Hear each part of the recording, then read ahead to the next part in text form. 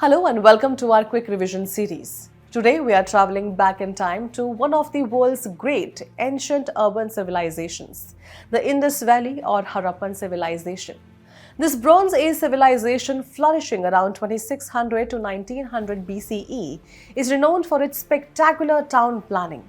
But beyond the bricks and drains, what about the people? How was their society structured? What did they believe and what kind of art did they create?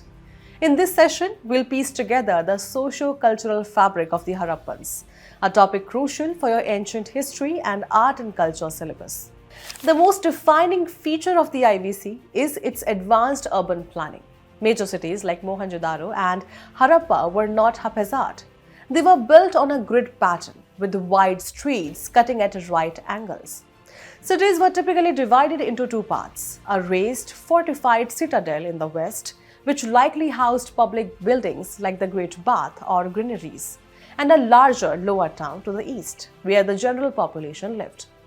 Their most remarkable achievement, unmatched in the ancient world, was their sophisticated covered drainage system. Every house had a connection to the main drains, showing a strong emphasis on public health and sanitation.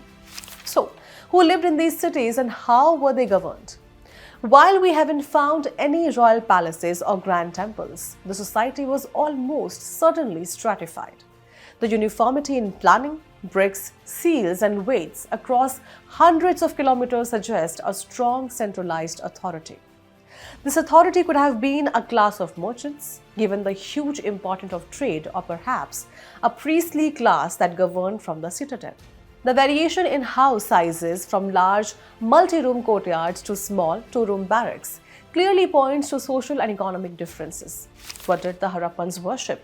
Unlike Egypt or Mesopotamia, we find no monumental temples. Religion appears to have been more personal.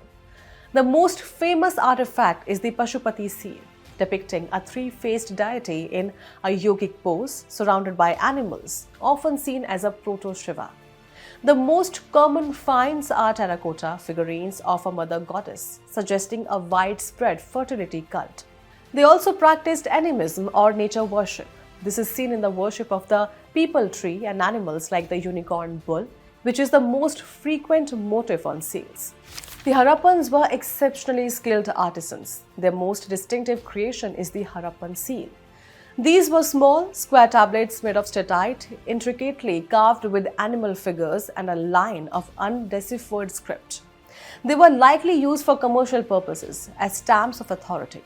In sculpture, the dancing girl bronze statue from Mohenjo-daro is a world-famous masterpiece, showing their mastery of the lost wax technique. We also have stone sculptures like the priest king bust, which shows a bearded man in a patterned robe. Harappan culture is also defined by its red and black pottery, which was wheel-made and often painted with geometric or floral designs. Their terracotta figurines of animals and toy carts are also famous. Technologically, they were remarkable. They developed a highly accurate and standardized system of weights and measures based on a binary system, which was essential for trade. A key mystery remains their script, which is pictographic and, despite many efforts, is still undeciphered. Finally, their burial customs show a belief in an afterlife. They generally buried their dead in a north-south orientation, along with grave goods like pottery. Now, let's check your understanding with some quick practice questions. For more such videos, follow Vision IAS.